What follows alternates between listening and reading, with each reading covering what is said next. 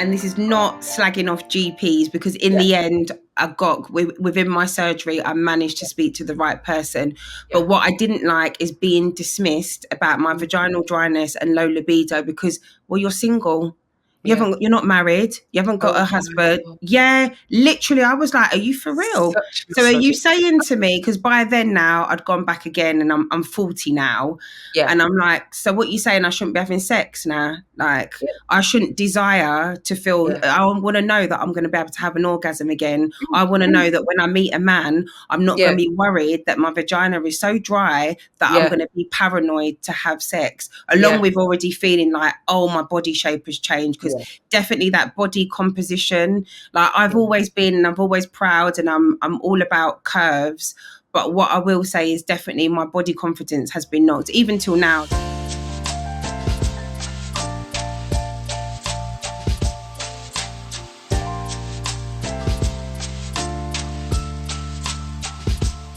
Hello and welcome to Menopause Whilst Black, the podcast, episode 2.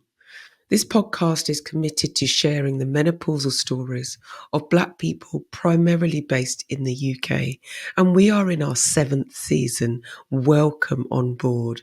If you haven't already discovered us, there are 6 more seasons and 1 more episode of this season that you can find on YouTube, on Spotify, on all good podcast platforms. My name is Karen Arthur and I am your host.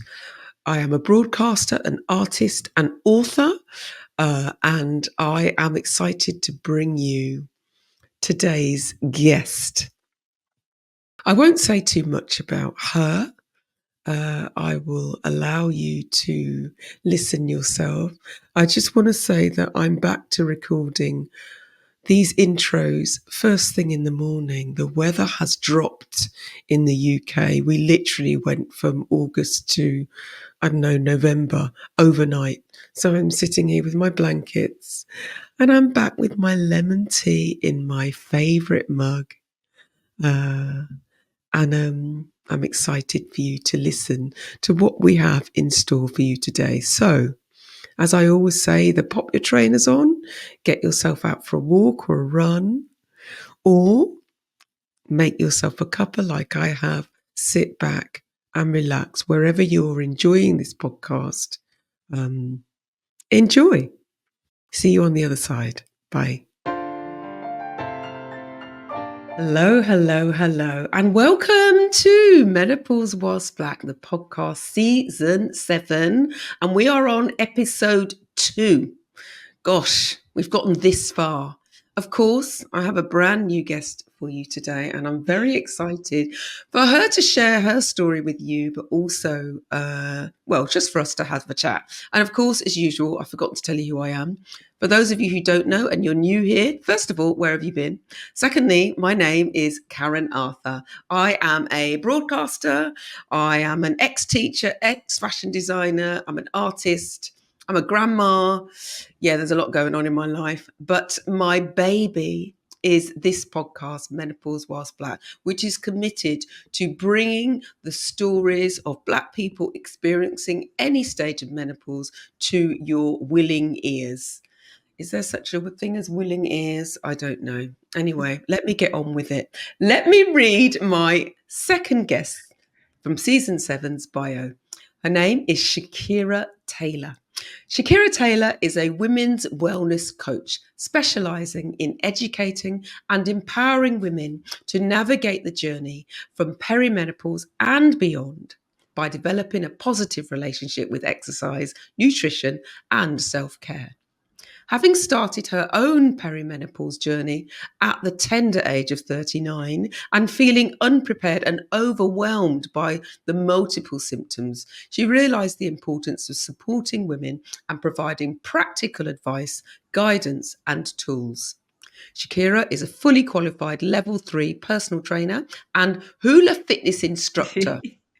I want to be one of them. Since 2015, with over 12 years experience in the health, fitness and wellness industry. She has a significant experience of working either one-to-one, in groups and with corporate clients online or in person, and is based in London, the United Kingdom.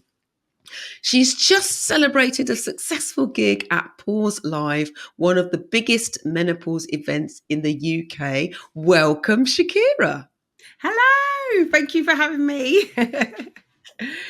She's very giggly, this one. Yes, I am. Yeah, I love this. I'm loving this energy coming through the screen. Beautiful. So, Shakira, tell us about yourself. Who are you outside of your title? Oh, who am I? So I am a mother, definitely. So I've got a 20-year-old. Is she 20? Yeah, I've got a 20-year-old. I've only got one. I still can't remember her age. Oh, she's going to look. Good start. Great I start, know. I Shakira. was okay. I blame everything on brain fog. She's used to it. So yeah, I'm definitely first and foremost. I am a mother. Very proud of my daughter. I'm a single mother as well. Mhm. Very passionate, obviously, about health and fitness, but that didn't happen until later in life for me. That was probably Mhm. around that age 30, 31. I started to Yeah. get into health and fitness. I am a lover of travel, food, people, just getting out and about. I find it hard to stay still in one spot. That's probably one of Mhm. my things. And yeah, just a lover of life, really, and sharing my. I've probably got too much to say sometimes, but sharing my experiences and making sure that my voice is heard. That is one Yeah. thing that I'm really passionate about, and Yeah. especially in the space that that both of us operate in. So Yeah. that's a little bit about me, but we'll definitely hear more. I don't hold back, and I am who I am. Put it that way. Everything's What on the table. I love that. What I love also is that the way you come across now, because this is the second time we've spoken, because we did a live a while ago, but your social media presence certainly you're full of life. Exactly like you said, you love to travel. You love to impart your knowledge of wisdom of exercise and fitness and that kind of thing. And you come across like someone who practices what you preach. So that really comes across.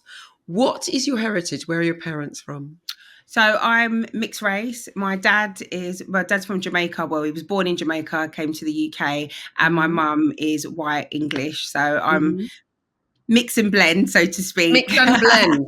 Mix it up. Absolutely. And where are you based? I'm based in North London, but you might be able to hear from my accent. I'm originally from Hackney, East London. So yeah, a lot of people when they first hear me talk, they're like, that voice don't match that face. What's going on I here? love it. I love And it. I don't change it. Like one of the things I've said all the time is, and Yeah. especially like in the menopause space and Mhm. wellness, I want to see people that look like me and sound Yeah. like me and keep it real. Yes. Like I think sometimes, I mean, I don't know for sure, certain things I probably don't get because of the way I talk and the way I am, but then I just know Mm. that's not for me, and I'm It's I'm not not for going to you. change. Yeah, Absolutely. I'm not going to Absolutely. change because I try and be as authentic as I can. And like you were saying, like on my social media, there are days when I'm like, I don't want Yeah. to do this. And people are like, what? You don't want to Yeah. exercise? I'm like, I don't jump out of bed every day and like run into the gym. There's days Mm. when I'm just like, oh, this is a lot. And I don't think there's enough, especially fitness professionals. Like you'll never see me do a video of a day in my life. Like this is what I do, this is what I eat. Like it's so staged because there's days when I wake up and I'm like, oh, what day is it even? Yeah. Do you know what I mean? Yeah. You have to like, where's my phone? Where's my Yeah. calendar? What's going on? Exactly. And that's great. That's great. As they say, as the kids say, keeping it real. I won't say that again. I'm so sorry. I How know are I'll you get in now? You trouble. just said that you've got a 20-year-old and I had to fix my face. How old are you then? So I'm actually coming up. Well, I'm 43. I had to think then. How old am I? I'm 43. I was born in Okay. 1981. Okay. All right. I'm glad you sure? You Yeah, I sure? am. Yeah. This sounds like this is the way it's going to go, isn't it? I was thinking that actually I taking am. No, my I was born in 1981. I'm 43. Okay, my darling. So the big question: who taught you about menopause? Oh, I would say definitely my mum, Mhm. but also how can I say this myself? To be Yeah. honest, yeah, when it all first started, I didn't even know the word. So I'm perimenopause. Started at 39, and I'm Yeah. definitely still in perimenopause.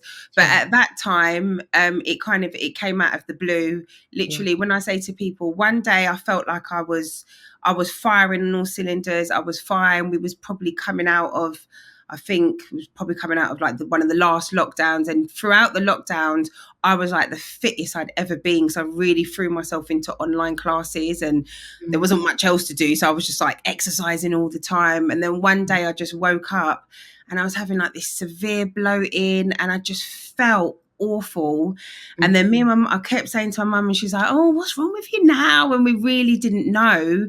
And then when I done my own research, and we'll probably get into that, but then when I did talk to my mum about it, she was like, okay, so this is what happened to me. And she still had this book from years ago called Eat to Beat What's it called? Menopause. What's it called? Eat to Beat Menopause. Some of the stuff now is very outdated. I'll send you it's really old school, but some of the stuff is really useful in there. So I don't my remember mum, who it's by. It's all right. I can fill all this stuff in later. Don't worry about it. Yeah, I'll get it to you. I've still got the book. So she got me out this book. Oh, I love it. And really, that was the only thing that she had because her mum never spoke to her about menopause. So my mum's born in 1954. And she went into, now we've pieced it together. Even it kind of took her on a journey of working back and saying, that's what was going on with me back then. But, no one was talking about it. And she went in quite early. I think we've worked it out that she was probably about 44, possibly when perimenopause started. So she told me what her experience was, but mine has been very different. Yeah. So she, definitely my mum, and then just myself really, and then connecting with I found people like you.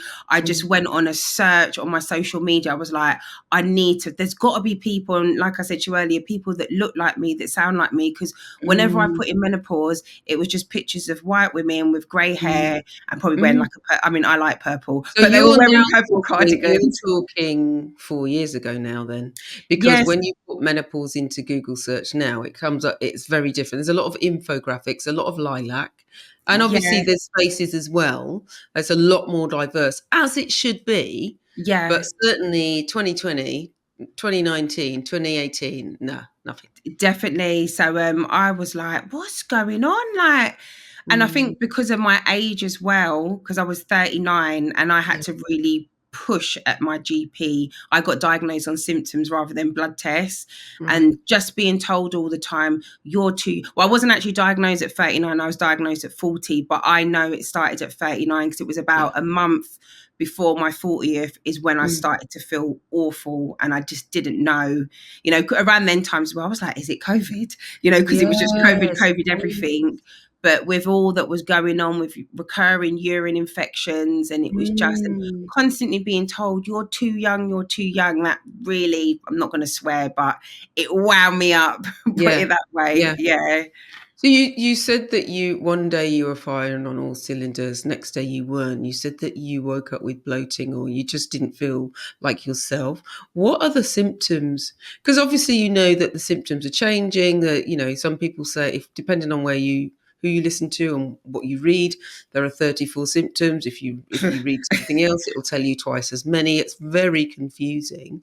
What were the symptoms that you now know you could attribute to perimenopause at the time? The recurring urine infections, I had them three in a row basically, and I was just fobbed off with antibiotics. So but by the time the last round of antibiotics came, I was like, I've had enough, because I know the damage that antibiotics does to your gut. And like I said, I'd got to a place where I really felt like, because even as a personal trainer, you have your struggles, there's times when I weren't getting things right, but I felt like I'd got to a place where my nutrition was good, my exercising was good, I was back in the gym because gyms were open, and then just all of a sudden I woke up, and even for a while I thought, am I pregnant? But then I knew I could be pregnant. Literally, I was like, is this like some phantom pregnancy? Because I was on the coil and I wasn't sexually active. So when I was going to an immaculate conception, you were having the second coming I was like looking down, and I remember Yeah. I went out and I bought all these baggy t-shirts. I felt like I Oh, needed to wear maternity leggings, like my stomach. And imagine every day I was having to go on Zoom, teach yeah. classes, and it Mm, was really getting me, like the bloating. It wasn't, I know the difference between bloating and weight gain. I'd yeah, gained a bit of weight, but yeah, it was just like the bloating, the urine infections. Those were my main symptoms. And then all of a sudden I just, vaginal dryness came out of yeah, nowhere.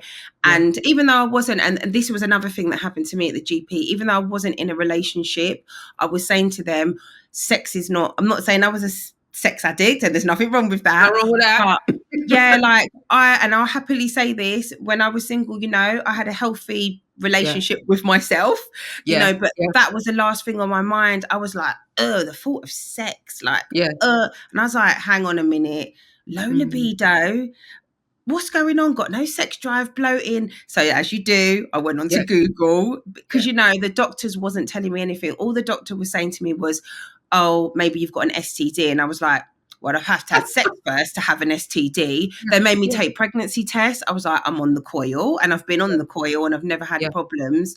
So Mm, then I just started researching, and especially around the vaginal dryness, because mm. I was noticing, like, even just, I'll be graphic because I think people just need Do to it. know, like, I was checking my panty liners, because before Yeah, I'd always wore panty liners, especially like with exercising, you yeah, get a bit of discharge, and they yeah, were dry. And I yeah, was like, nah, something yeah. ain't right here. What could it be? And never Mm, did I think it was menopause, because what I associated with menopause was seeing my mum have horrendous periods. But obviously, because I'm on mm, the Marina coil, I don't actually have a bleed, so to yeah. speak. Yeah, I knew about hot flushes, Mm, and just like, yeah, being really moody, but I never thought urine infections, the rest of it. And when I first started, the hot flushes, oh, I hadn't even got them yet. They came yeah. later. And Really? again, yeah, and they've only just gone like the last 6 months. So Okay. my symptoms, when they say 34 symptoms, I feel like I've definitely experienced all of them 34. And I'm like, right, come on, what's going to be next now? Okay. And what's interesting about these symptoms, if anybody's listening, please don't be scared, honestly. Yeah. There is light at the end of the tunnel, but also that they don't all come at once. So my No. first symptoms, I now realise, or a sort of a consequence of low estrogen levels, was having really bad problems with my teeth, and I'd never had problems with them at all. Oh, But all, as I've said several times on various episodes of this podcast, all of my knowledge of my menopause is later on, is after the event, and my hot flushes didn't start till I was in my 50s, and then they mm, came with a vengeance. But what I also love is that you're talking about, you said, oh, I'll be graphic. Yes, please be graphic, because the problem is that we don't talk about vagina, vagina, vagina, vagina. yeah, Actually, I'd say that over and over again. We don't talk about these things because we are not encouraged to. And so we use euphemisms, or we say down there or down below and stuff like yeah, that. And I think we need to get more used to using the correct language, you know, definitely. and talking about these things happen, because the more you hear people talk about it, the less alone and a less isolated and different you will feel. You Yeah. you talked about your research, as in Google, Dr. Google, and how wonderful also that you have a relationship with your mother, that you could actually have a conversation, because it sounds like actually giving you that book and talking to you also helped you a lot. Definitely. And even with my mum, like every time she bought a newspaper, she'd be like, I've cut this out. Look what's like, even she's gone on her own journey of like Yeah, every week she's got some kind, even till now, she's like, this will help. This will help someone. She'd that's have really cute. cut-ins. Yeah, she had, and also my daughter as well. I have to Mm, big up Mia, because mm, she will be listening to this. mm. She has been on such a journey as well. There'll be times when I hear her talking to her friends and she's like, sounds like your mum's in perimenopause. Yeah. I'm like, okay. I'm like, but you can't go around diagnosing people, She's like, So funny. no, but her mum's got this, she's got Yeah, that, or her aunt. She's like, yeah, yeah, yeah. So what I would do is keep a food yeah, diary, and she yeah. starts giving. I think that's brilliant, and I No, think it that is. that generation. I don't know what letter it is. Generation. I don't know what she is. I don't She's in know, the but wrong anyway, generation. I the know that fact that much. the 20-year-olds are and the 30-year-olds are talking about it now, this is what this is for. In a sense, this podcast, yes, it is for people who are experiencing perimenopause and menopause, but it's also for their families. It's also for the men in their lives. It's also Definitely. for your friends. Yeah. It's for your daughters. It's for your nieces, because the sooner we get a handle on what is happening with our body and we know our own bodies and recognize that menopause isn't a one size fits all, the easier it will be when you actually reach that stage where you need to, and you can start your, because we all know that the key to good life is health and fitness and less stress, and we know all this stuff. It's just that we don't do it Mm. because, or we can't do it, or we feel we can't do it. So I think it's great that Mia, big up yourself, Mia. Yeah. It's great that she is having these conversations. Although I must say, don't go around diagnosing people. Do ask them to go, tell them to go to Yeah, the I doctor. know. She's like, So you knew menopause was starting, and you took yourself off to the doctor, and you're mm, basically saying the doctor told you were too young. Fun. too young. And I think definitely what I didn't, and this is not slagging off GPs, because in Yeah, the end, I got within my surgery, I managed to speak to the right person. But yeah. what I didn't like is being dismissed about my Mm, vaginal dryness and low libido because, well, you're single.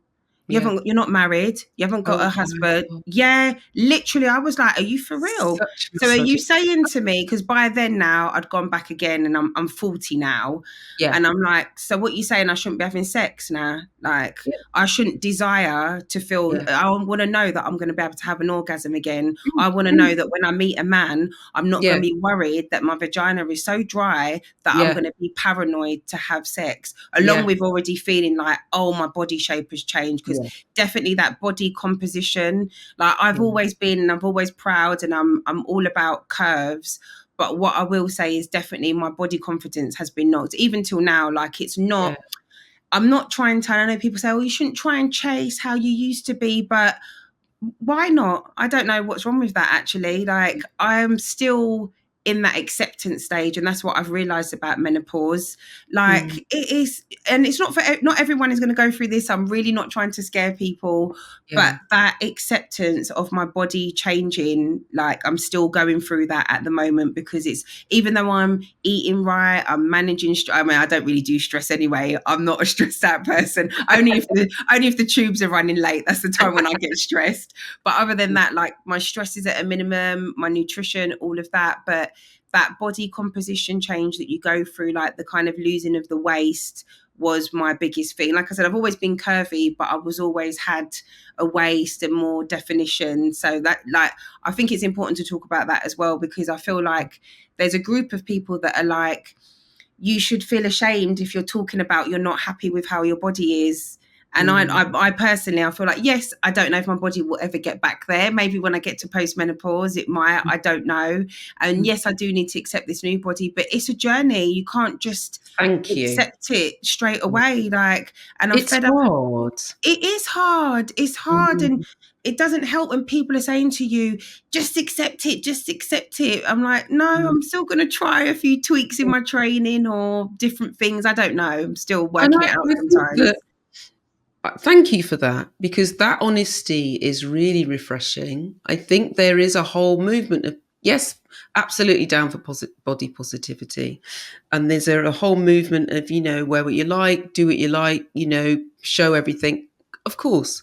But sometimes that message also glosses over how the human is feeling, how the individual humans are feeling. People talk to me about, oh, you're so confident, you wear what you like, all this kind of stuff. But actually, I have waivers when I look in the mirror, or when I see myself naked, or when I'm trying a new hairstyle, or I'm trying a fashion that might not be, I don't know, is new to me. I still have waivers, but it's also a journey. And Yeah. I come round. My background is in dance, So for a long time, I had a washboard stomach. Thank you very much. Well, it ain't there anymore.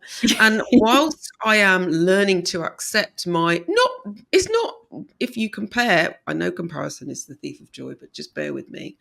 I don't have a belly per se, but I don't look like I used to look. And I am now at an age at 62 where I'm learning to accept, and to not only accept, but celebrate the way in which my fat has been redistributed around Yeah. my body.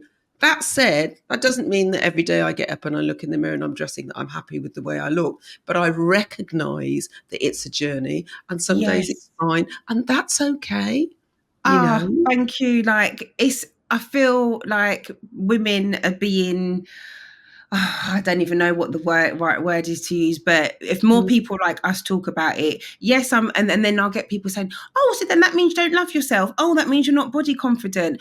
I am mm, probably, I would say, 70% of the time. Of yeah. course, I mean, I love myself 100% of the time, but like you said, there's days when I'm just like, oh, I remember when I could just put that on and I won't worry Yes. about tucking this in, or Yeah. like, maybe do I need to do this, or, and that is, I'm loving my body because my body has done so much for me. My body is my work at the end of the day, but Mm. it's still upsetting on days, and it's still, sometimes it's not even upsetting. It's like, it's frustrating. I think that's But what it's I an feel unlearning, sometimes. Shakira. It's an Yeah. unlearning. If you have spent the best part of 4 decades having society tell you that your worth is based on you looking a certain way, and now you're expecting to unlearn that in a couple of years, that ain't going to happen, you know?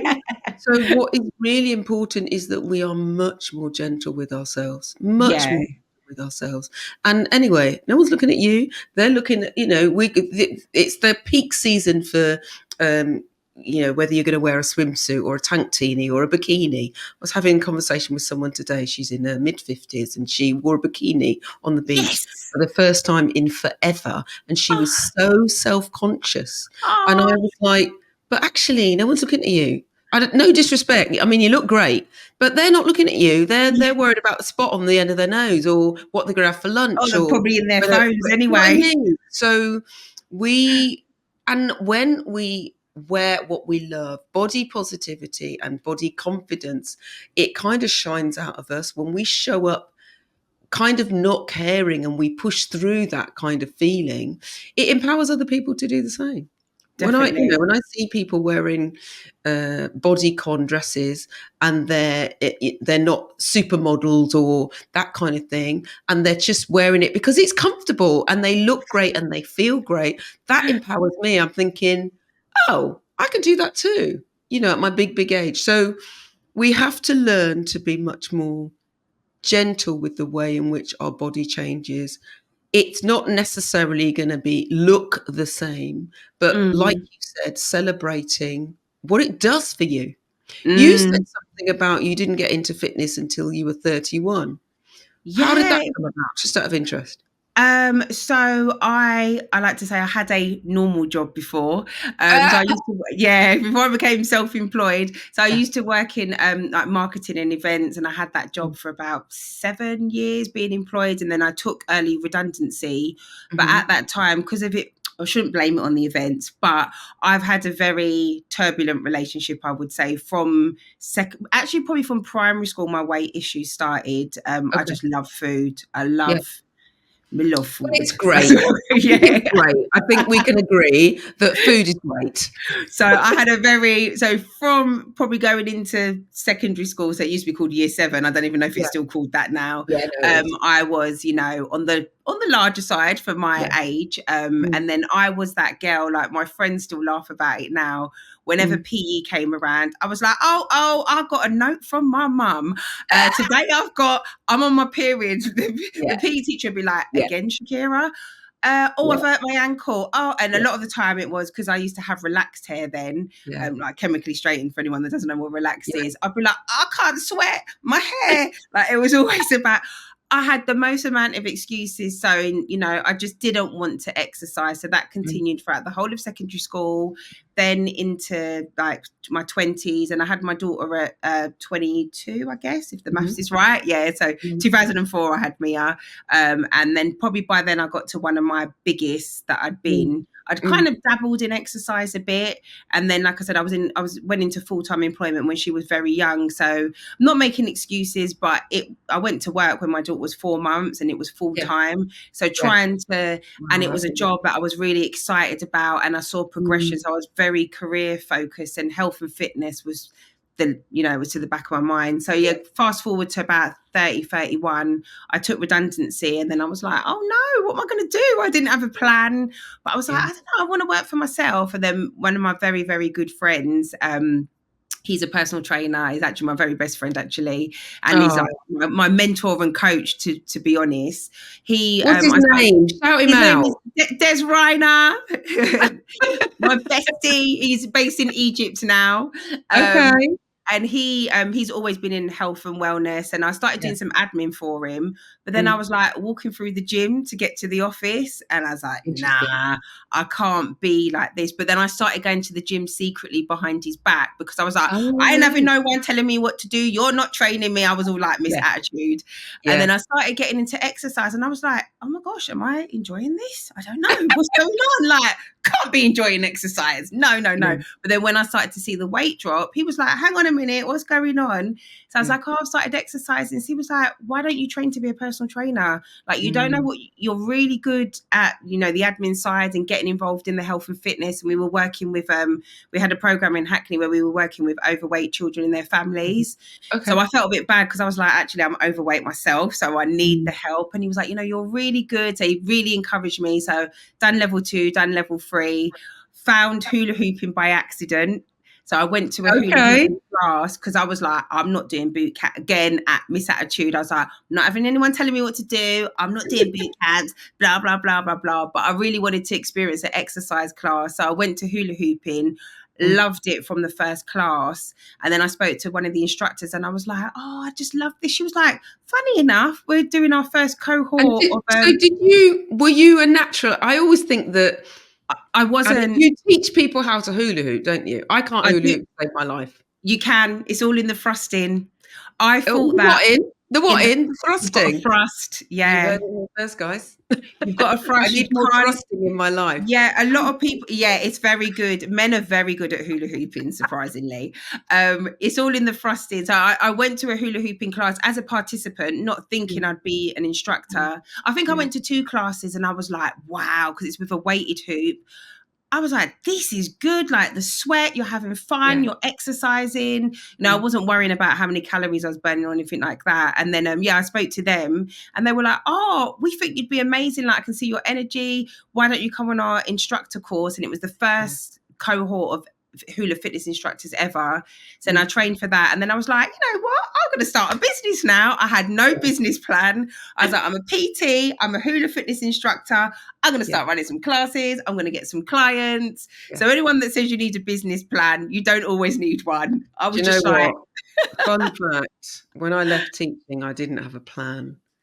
And I actually worked with a creative coach, and she was trying to get me to write this business plan. And I didn't want to write this business plan. I didn't know a business plan. Anyway, long story short, 2 years into my business, I actually wrote a business plan. So I started it without. And I think that there's a lot of people who have a lot of opinions on how you should run a business. But the yeah, way you should run a business is the way that you run it for you. yeah, And no one can tell you otherwise. If it's working and you're making a profit, then as far as I'm concerned, it's a business. But yeah, that certainly resonates with me. That's so definitely. funny. I love What that. I was just like, I qualified, I think, in the March, and then I was like, let me see if my Instagram handle is there. Done my Mm, Instagram page, done my Facebook page, didn't even have a website, I think, for the first year. And I yeah, was like, this is it. No one is doing, and especially how I looked as well. So I yeah, thought, you know what, I'm fed up of turning up to these classes. No offense, I'm not like shaming anyone, but yeah, I'm fed up of turning up and I'm seeing these women with 6 packs yeah, burning us out to where, like, you cannot keep up with the instructor. When people were yeah. coming to my classes, I'm there dying with them, sweating, like, hang on a minute, we need to have a little break. Like, and I think it worked because it's just, I was a real woman, and I Yeah, was still on my own fitness journey yeah, when I started my business. I wasn't, I was yeah, still like learning everything, but I was like, I think yeah. that's the thing with me. Sometimes I'm like, sod it, I'm just going to chuck myself in the deep end and get on with it. But And, that's great. It works. It's a But great I philosophy for life anyway. yeah. Because there are many people have many talents, but we keep them in because we're scared of what's going to happen. And you're like, well, let me just suck it and see, so to speak, Yeah. and that's clearly been what you've done so far. Will continue to do. So, is there anybody else in your family or amongst your friends? How is menopause perceived? Have you been the person who started to talk to them about it? Or I don't know how big your family is, so I might be So chatting. I've got quite a small family unit, but Okay. interestingly, so my sister, big up my sister Natalie, um, she has been on the journey as well. So she's Yeah. actually about 6.5 years older than me. Okay. So, and again, it's been a journey for her piecing together and realizing, Mhm. hang on a minute, she's had very different symptoms to Yeah. me. Yeah. But like she never really had hot flushes or anything like that. And I won't share all of her symptoms because they're No, hers. no, But and I'm sure she she won't appreciate that. yeah, but she's definitely, as soon as I started talking about it, we Yeah. really started getting the discussions going. And then again, she went on her own journey as well, and then went and spoke to her doctors, because then she was like armed with what she needed to say. So it's definitely helped her. And it's been interesting when we compare our journey, especially because there's like 6.5 years between us. But Yeah. now she's also been able to backtrack and realize actually she thinks she probably started as well quite early. But again, Mhm. we didn't know what it was. No one was talking about it. And I think it's helped her with discussions with her friends. And like the two of us would be like, I think she's in peri, when you start to see like the Yeah. signs and the symptoms from Yeah. others. So again, even like I said, with her circle of friends, it's opened up that discussion as well. My aunts, one of them talks about it, one of them doesn't. So we've got a very small family, but it's definitely, I think, how can I put this? The shocker for me, especially amongst like my peers and my friends and stuff, like when I was like, this is it, I know what's going on, I'm in Mm. perimenopause, blah, blah, blah. There's so many people that were like, okay, yeah, okay. I'm like, don't want to talk about it. Like, but you experience it, like so many women, and it's like, okay, yeah, okay. So, did you see EastEnders like Why do changing you think that is? Why do you think that is, I think Shakira? Do you have any thoughts? the association with age, which Yeah. is really sad, but I understand it. But Mm. definitely that association with, if I'm in menopause, then that means I'm old. And I'm Mm. like, no, because I was 39 and 39 is not old. Like, And and also, what's wrong with old? yeah, Like, I exactly. think What's wrong with for me, I mean, I asked, it was a loaded question because I kind of knew that you knew where I was going with that, but certainly that proximity to age, we are, socialized to believe that getting old is bad. Getting old and being fit is actually great, it's you know? amazing. Yeah. Yeah. Definitely. And I'm trying to like Mm. remove, and it's hard, remove Yeah. that stigma. I don't expect everyone to open up and be as honest as me and talk about having a dry vagina, but I wish they would. No, but do you know what I mean? Because it would help so many people, and to know like what are the things that you can do.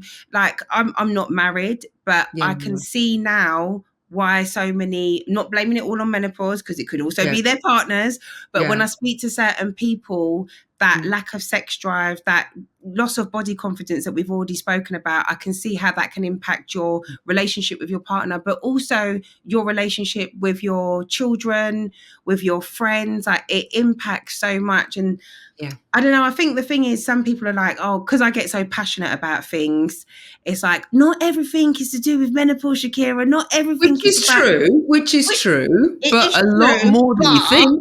Yeah. yes, exactly. When I Yeah. hear what people are talking about, I'm like, okay, not everything is to do with menopause, but have you considered Yeah. it could be a menopause symptom? Just have you just have that conversation just to work out if it could Yeah. be. And especially around, which I'm finding more now, and I didn't experience it too much, but the changes in mood. I did have some low mood, Yeah. definitely. But Yeah. now, and a lot of my work that I'm focusing on now is that link between menopause and mental health as well, because again, and 100%. especially amongst mixed race women, Black women, there's Yeah. a massive gap there, and Yeah. I want to try and do something to fill that gap, because if you're already struggling with mental health, then Mm. comes along menopause, Mm. Where is the And support? And also, exercise is known to be one of the things that can help you with good mental well-being. And I think that for me, I feel the same way as my poor mental well-being was linked, well, happened at the same time as my menopause. Some people, there's arguments around, well, it's not menopause that causes it. It might not be, but a series of unfortunate incidents, let's just say, where I'm not happy with my job, my children have left home, I'm not happy with the way my body's changing. I'm having hot flushes. I think I'm going to get sacked because I can't remember to go to meetings. I've got brain Yeah, fog. All of those things are going to impact on the way in which you experience the world. And yeah, so that link around exercise and the endorphins and, helping you to feel better, doing stuff outside, that kind of thing. I think you're onto something there. And I think more and more people. Yes, and the byproduct of that is, yeah, you do lose weight and you do get stronger and you do feel fitter, and so you start to mm, feel better. So I would love more emphasis on that as opposed to, although it is also important, the whole I need to get into a dress or I need to get to a size. Do you know what I mean? But yeah. yeah, so I, Because I I appreciate don't the. know how you found it. When I think about, I'm not going to list all my symptoms, but I've experienced a lot. Oh, The you weight, can. We've got time. the weight gain now, when I weigh up all of the symptoms that I've had, like that is probably the least of, Yeah, obviously it impacts everyone differently. But like I said to you, when I started, didn't have hot flushes. I was like, okay. And then yeah. all of a sudden, What out are of your what are your most for you? What are the most worrying symptoms, or even the most fascinating ones? Uh, Or have I, been? I don't know if it's worrying or fascinating, but the brain fog. Oh Yeah, my gosh. Like yeah. the forgetting. I'm looking now, I've got my diary there.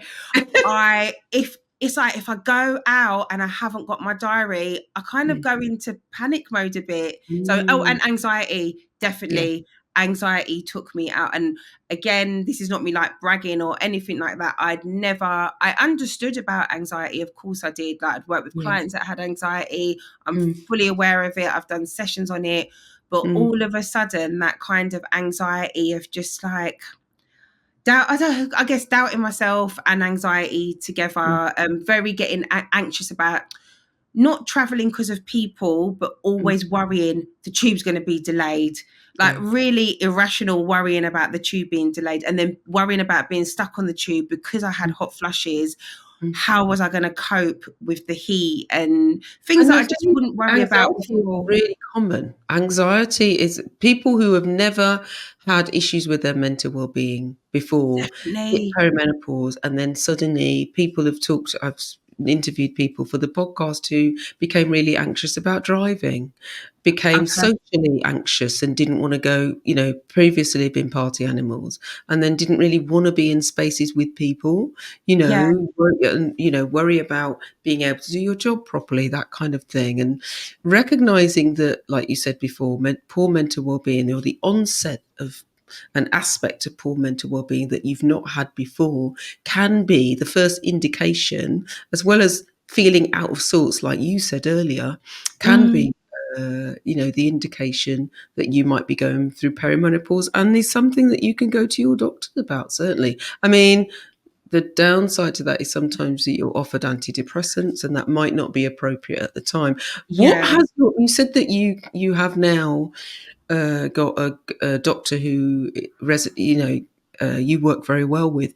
How are you managing your symptoms? What do you So do? it's been a combination of things actually. So I have finally, again, Google helped me with this. Mm, When I was struggling with the first two GPs that I went to, so it's within my surgery, but you get to see yeah. different GPs. One was a male, one was a woman. Started Mm. with a woman. Again, no, not slagging off doctors, but she was just so dismissive and really made me feel like an idiot, is what I Oh would say. no. Yeah, and I was like, but see, and that's what made me think, what happens to women that don't have the confidence that I have? Because straight away I was like, I ain't having that, no way. So I went back and done more research, and I Yeah. was like, no, I want another appointment. And Right. at this time, we weren't allowed to go into GP surgery, so I was having to do it, like then video call ones or whatever Yeah. else. So then I got a male GP, and he was a lot better actually. He was like, well, maybe. I tell you what, let's send you for some blood tests. So I was like, please, yes. Of course, when I had the blood test done on that day, my hormones were like, yay, we're okay. So my blood test came back. I was like, no. So when the blood test came back, they were like, well, everything's fine, but your cholesterol's a little bit high. So I was like, yes. I literally had a notepad. I was like, well, I can tell you that a rise in cholesterol is an indicator actually. And they were like, oh, here she goes again. So of course I went back on Google, and then by then I'd started following different people on social media. I can't remember who the first person I followed. And then I read, ask to speak to a doctor that's got a menopause interest or specialist. Yeah. That was a game changer for me. It took a while to get an appointment with that GP. And then when I explained all that I'd gone, I think I said, can I book a double appointment? Because I've got so much to say. I was just like, please, because 5 minutes is not going to be enough. And I wouldn't say, probably actually I was desperate at that time, because I was like, especially with the urine infections and, you know, the vaginal things that were going on, the bloating, blah, blah, blah.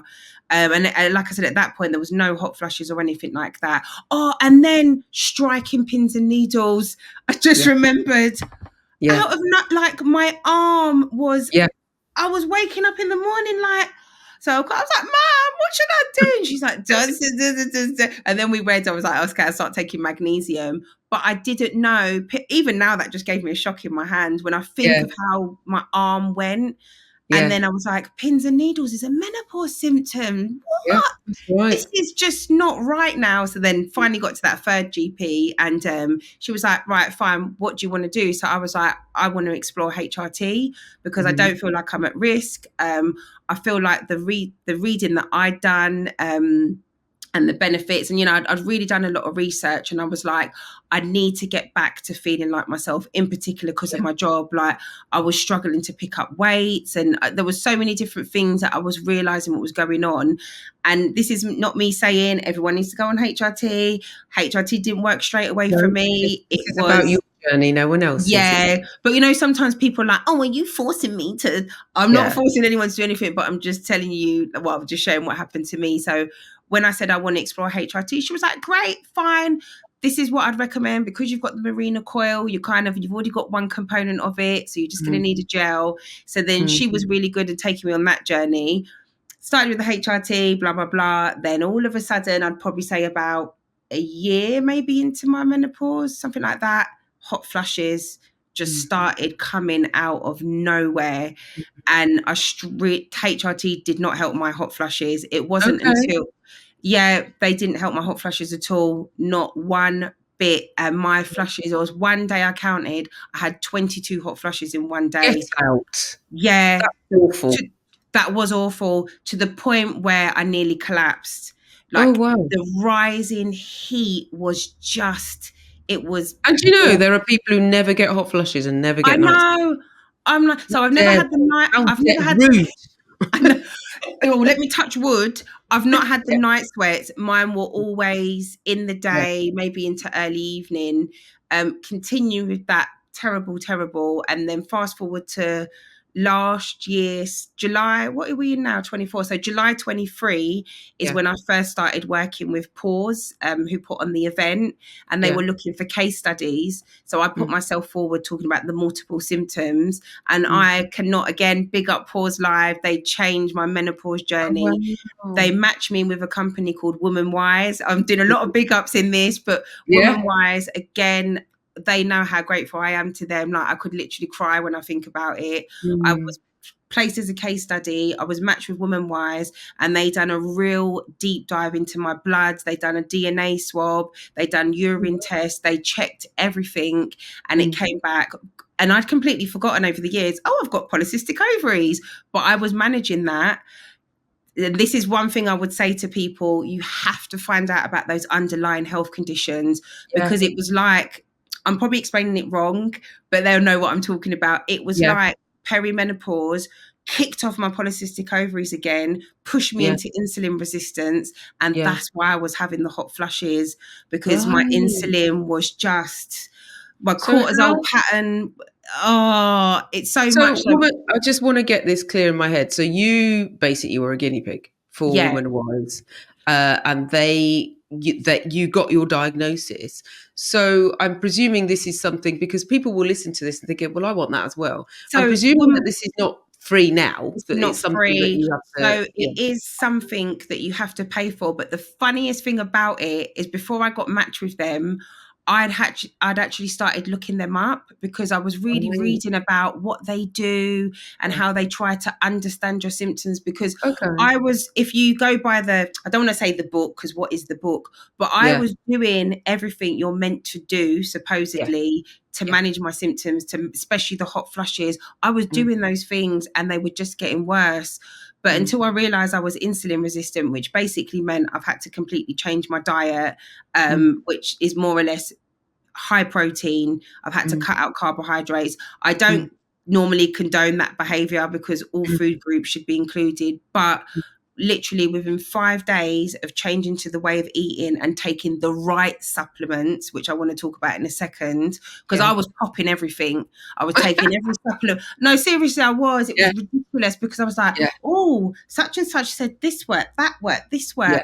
And forgetting that actually supplements are meant to supplement your diet. They're not meant Yeah. to replace. And Yeah. you know, Karen, like, we're being sold all these supplements that Yeah. majority of them don't even work, Yeah. because unless you know what's going on with your body. So like I said, they've done this thorough investigation, is how I would say. And it came back with, I need to take such and such. I was low in vitamin D, which was a surprise to me, because I'm like, I'm always on holiday. I'm always in the But sun. yeah, but you live in the Yeah, UK, and yeah, vitamin D3 is something that we should all take, and people have told definitely. us to take it all the year round. You Yes, know, so I'm glad you got, and also vitamin D3 is there's research around the fact that that's good for better mental well-being as well. So it's definitely. a win-win situation, definitely. Yeah, so they came back, and like I say, they came back with a plan of what supplements I should take and when I should take them, which is really, really important. Like literally the time of day that you Okay. take certain things. So, for So example, vitamin D is best to take so, with so fat vitamin D. after you've eaten fats and So after you've vitamin D, eaten. I'll take, Yeah, yeah, eating something, take it in the morning, and they easy. recommended the Yeah, spray that's good. one, because it's Yeah. faster absorbing. Because I was saying about my energy issues, it Mm, was a multivitamin, which I still take now. So that mm, again was at a specific time. Then I was mm. taking one because my cortisol pattern was all like, it was shot to pieces. It was all over the Mm. place. You know, it's meant to rise and then slowly come down. Yeah, Mine yeah, was yeah. like doing all of What, this. your stress Um, hormone?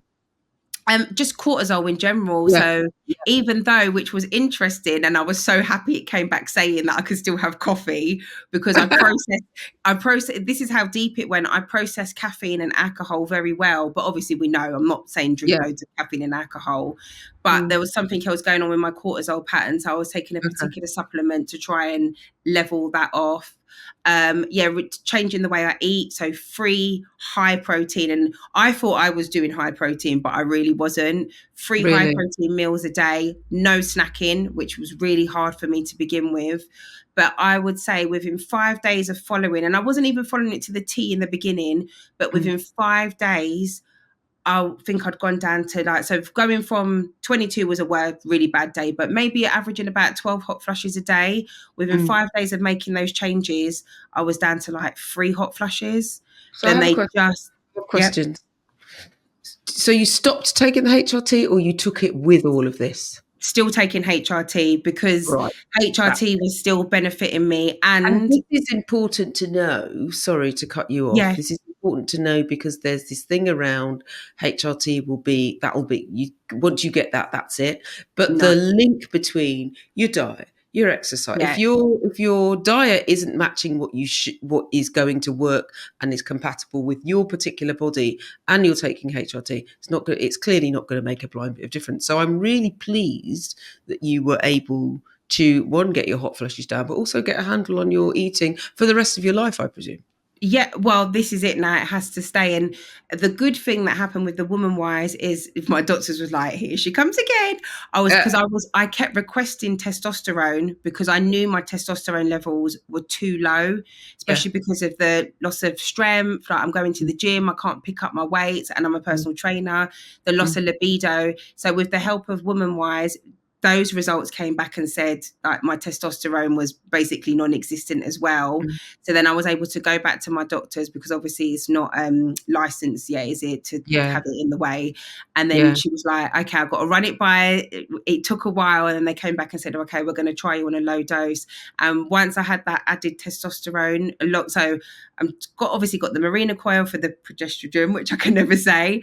Then I'm taking the gel for the estrogen, and just a tiny bit of testosterone. Once that came into my life, sex is back. The vagina is good. Oh, well, at least someone's getting it. That's good. What? Yeah. What? What was my question? Sorry, it's moved. Doesn't work for everybody. No, it doesn't. Yeah, that's interesting. But I'm great that you've got this triumvirate, if you like, this trio of. But again, I think the thing with menopause, and then also bearing in mind that I have got polycystic ovaries, so I have got that underlying health condition, I need to keep on top of it. So I'm still keep a diary.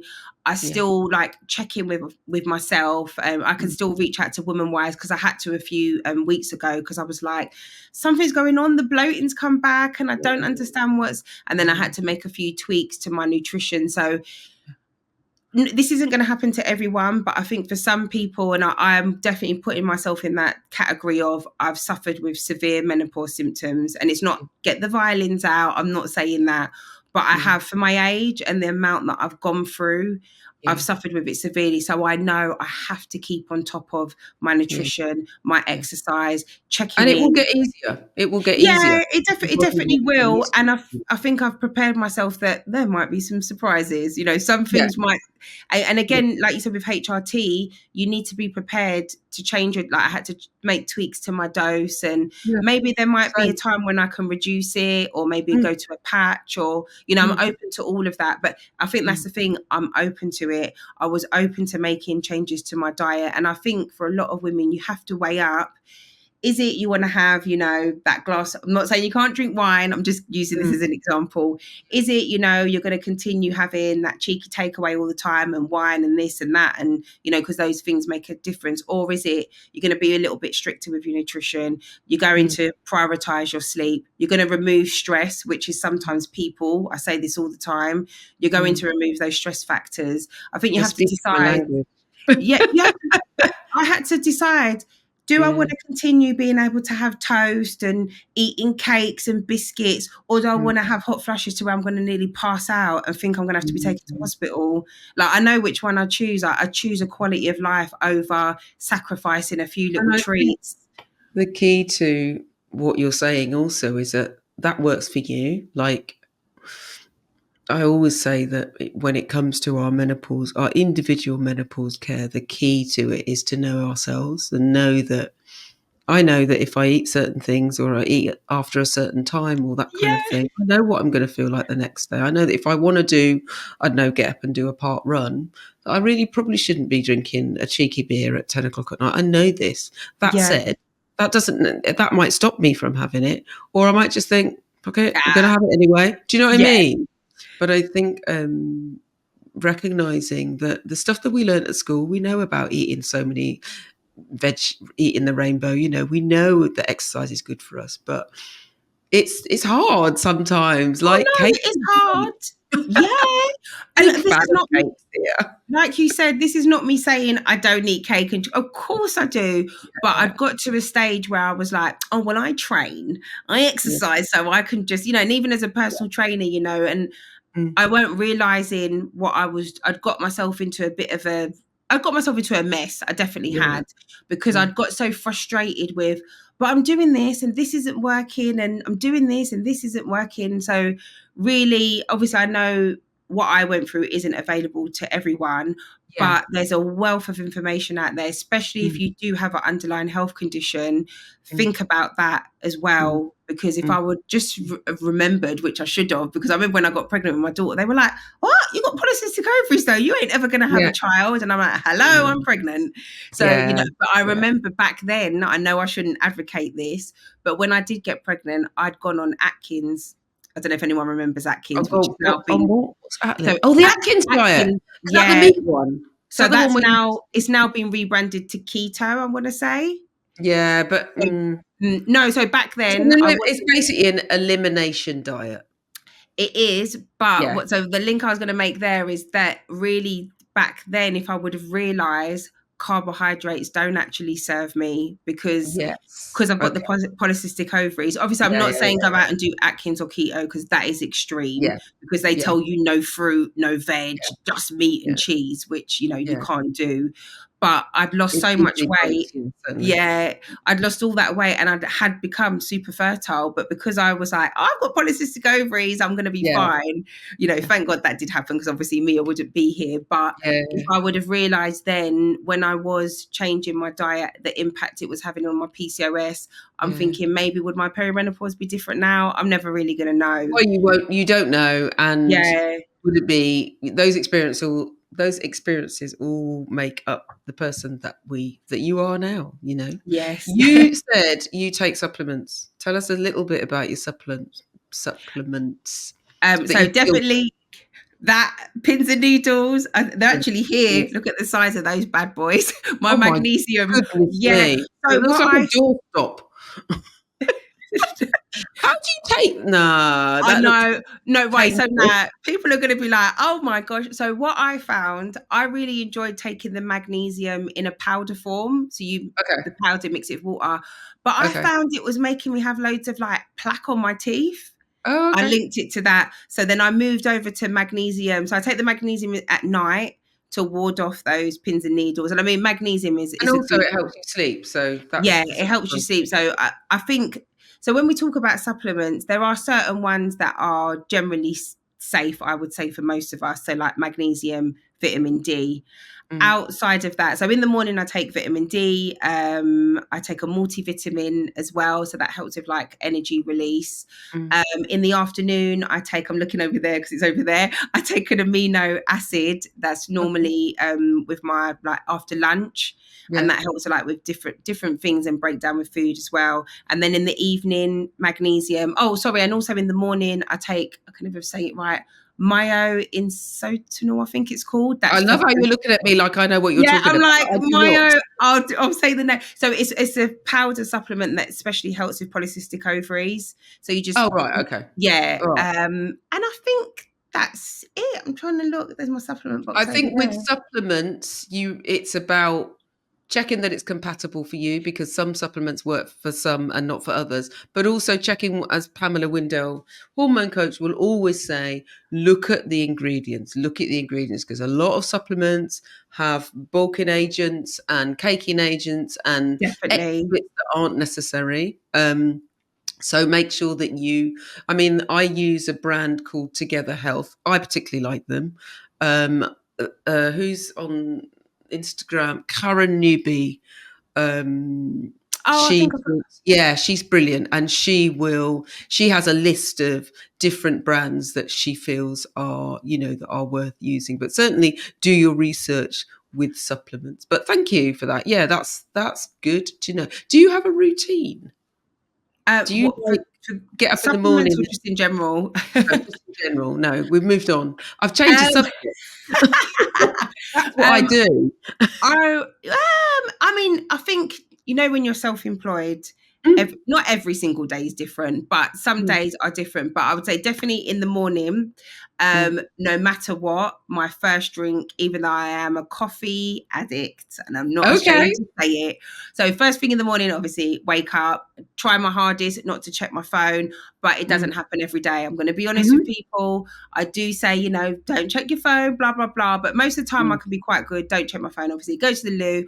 Hot water is my Yeah. first thing. That is the first thing that's going to touch my lips. I'll probably put a Okay. bit of, room temperature in there, but I just feel like I'm doing good when my first drink is hot Yeah. water. Then I have a Okay. coffee. That's when the Yeah. coffee comes.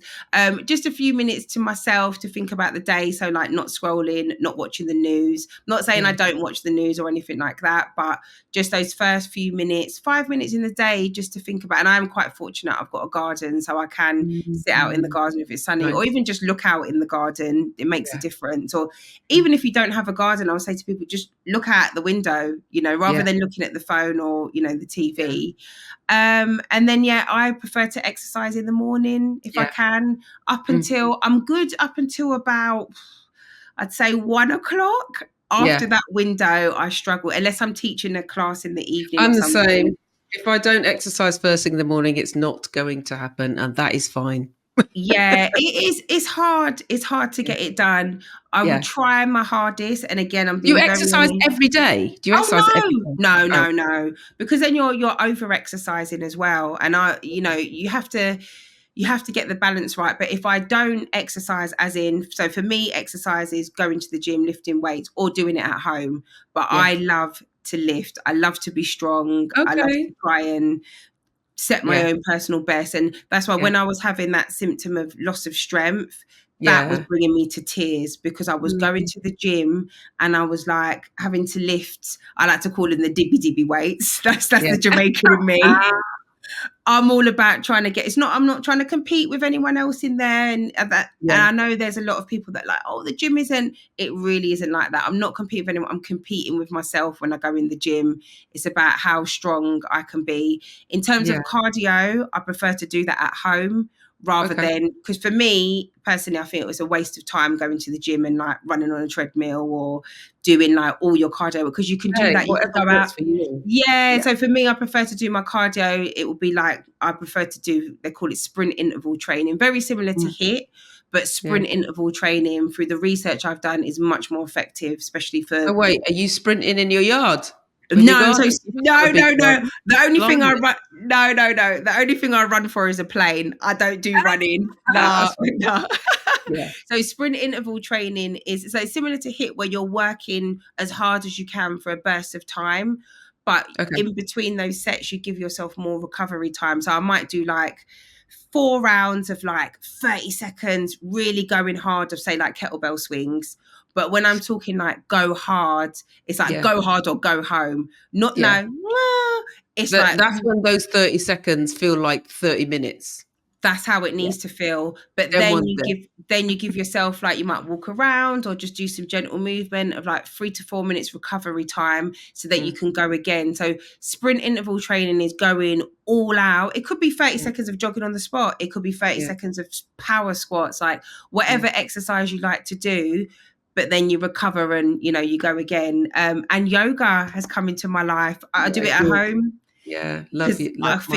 I think I talk too much to go to a class. I remember when I went to a yoga class a few years ago, and I was like, oh, this position's hard. And I'm imagining someone's next to me there. I'm like, oh, I'm getting down there.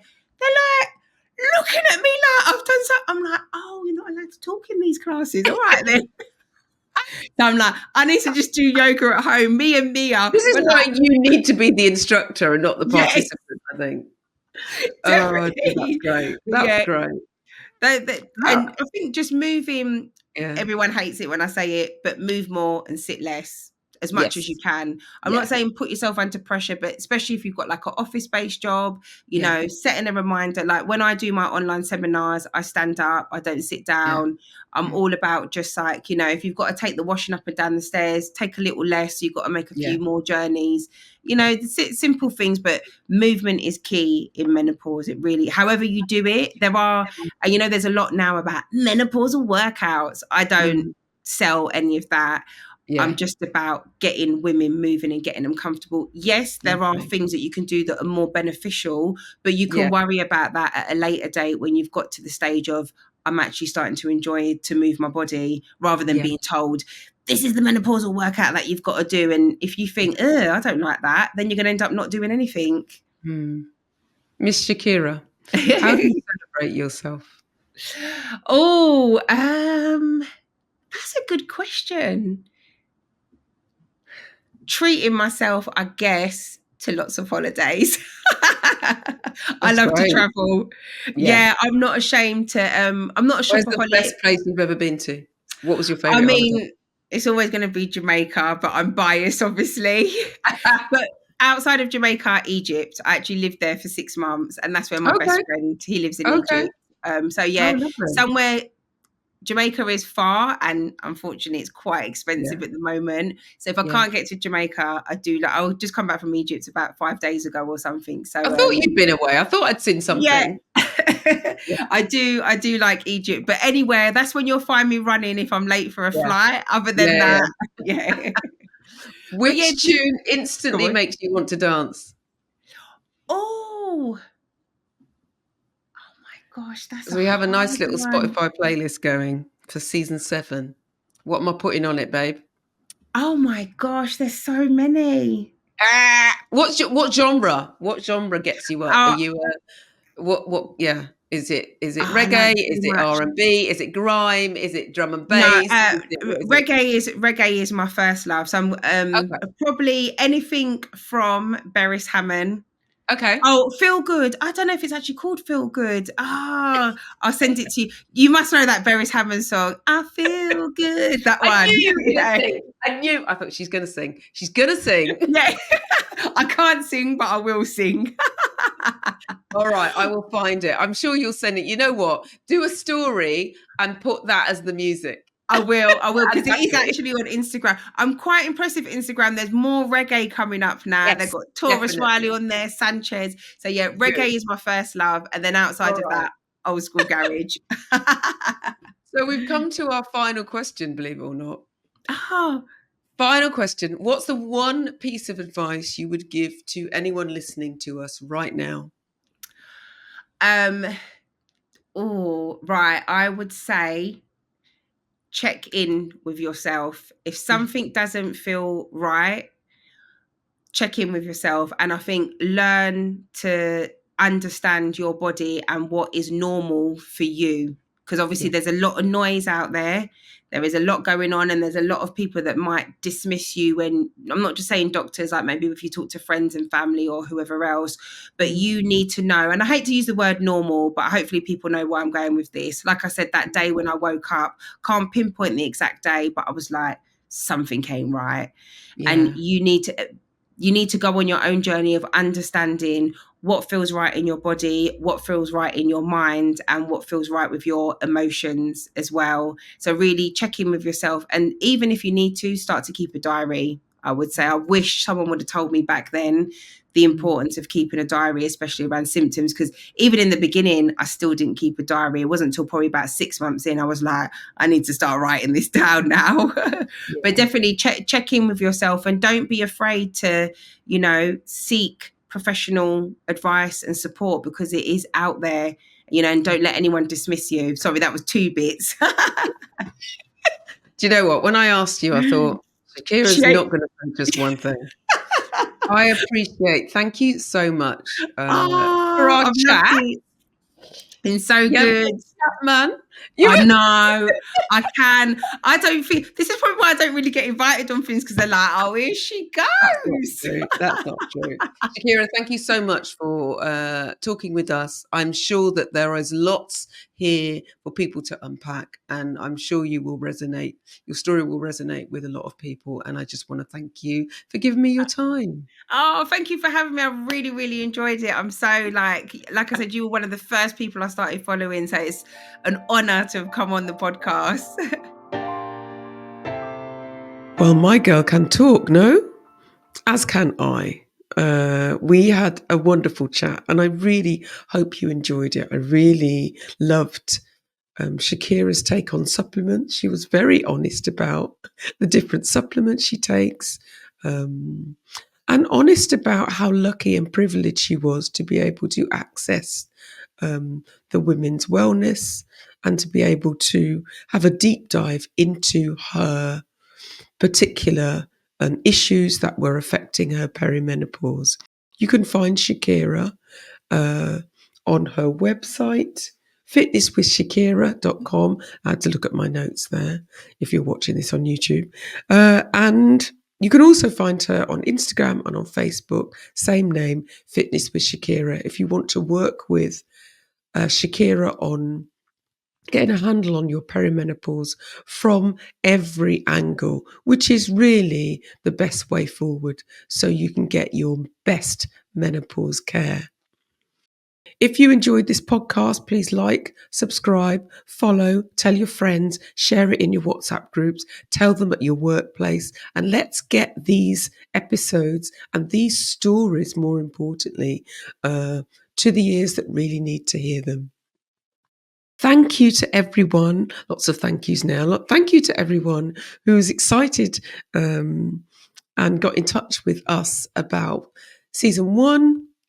Not season one. Let's try again. Episode 1, which dropped last week with Rebecca Orleans. Her story resonated with many of you, and I appreciate your contact me on Instagram and your comments on YouTube. I've yet to go into Spotify, but I will catch up with those comments when I have more time. Thank you for that, and thank you for sharing them as well. Those people who have contacted me about the Joy Retreat Barbados, we leave for Barbados on the 28th of April until the 5th of May. And I am so thrilled that Rebecca was able to share her own nourishing, life-changing, I would say, as would she, experience when she joined us in 2023. If you are interested in joining us in 2025, do drop me an email, thekarenarthur@mail.com, and I will send you more information. Just tell me a little bit about yourself, and hopefully you'll be able to join me and 10 other Black women on the island to help you to understand and move through the rest of your life. I am also popping up at the Content is Queen International Women's Podcast Festival, which is on the 3rd and 4th of October 2025. So if you want to listen to a little bit more about how to elevate, if you're a podcaster or thinking about starting a podcast, how to elevate your podcast game, then do have a look on Content is Queen's website. Join us at the International Women's Podcast Festival on the 3rd and 4th of October. I'll be there in person on the 4th, but it is also online. So get your tickets via their website. And if you miss my voice in between episodes, you can also find me on Gold Dust Radio on Saturday mornings every other week.